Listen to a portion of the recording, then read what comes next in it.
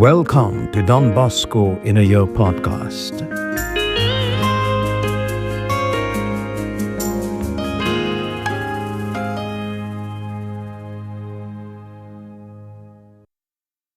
Day 30th. The year Camolo died, 1839, I received the tonsure and the 4 minor orders the third year of theology.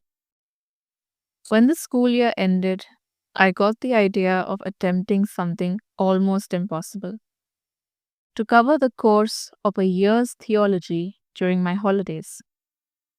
With this in mind, and without telling anyone, I presented myself to Archbishop Fransoni to ask permission to study the 4th year text during the holidays.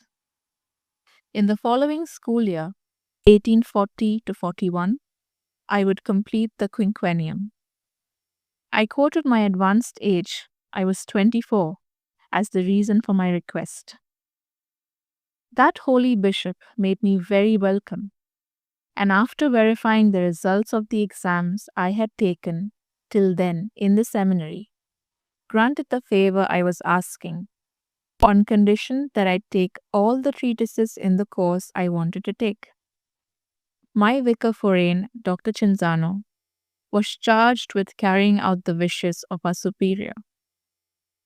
After 2 months of study, I finished the prescribed treatises, and for the autumn ordinations, I was admitted to the subdiaconate.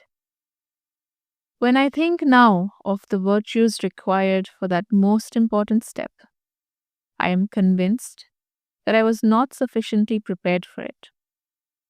But since I had no one to care directly for my vocation, I turned to Father Kafaso. He advised me to go forward and trust in his advice. I made a 10-day retreat at the house of the mission in Turin. During it, I made a general confession so that my confessor would have a clear picture of my conscience and would be able to give me suitable advice. Though I wanted to complete my studies, I quaked at the thought of binding myself for life. Before I took the final step, I wanted to receive the full approbation of my confessor.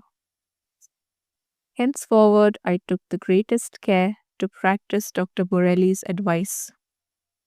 A vocation is preserved and perfected by recollection and frequent communion. On my return to the seminary, I was put into the 5th year and made a prefect. This is the highest responsibility open to a seminarian.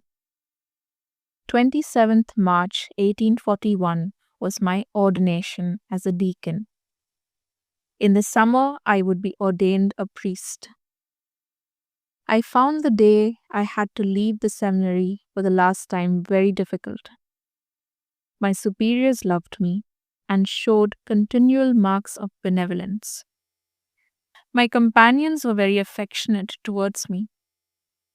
You could say that I lived for them and they lived for me.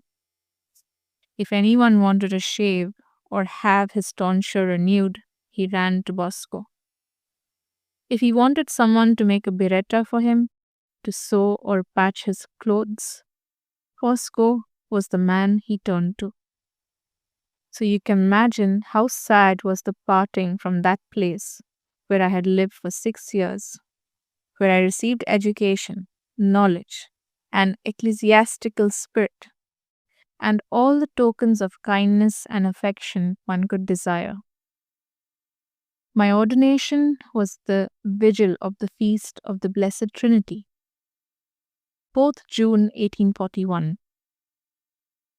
I said my first Mass in the Church of St. Francis of Assisi, where Father Kafaso was the dean of the conference.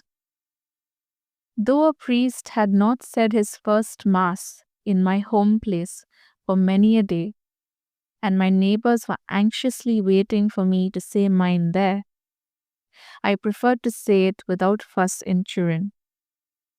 That day was the most wonderful day of my life. As the memento in that unforgettable Mass, I remember devoutly all my teachers, my benefactors, spiritual and temporal, and especially the ever-lamented Father Kafaso, whom I have always remembered as my greatest benefactor. On Monday, I said Mass in the Church of Our Lady of Consolation to thank the great Virgin Mary for the innumerable graces she had obtained for me from her divine Son, Jesus. Thank you for joining us today on this journey to know Don Bosco. May these reflections deepen our faith, guide us closer to God each day, and hope to see you all tomorrow. Till then, keep seeking, keep praying, keep growing.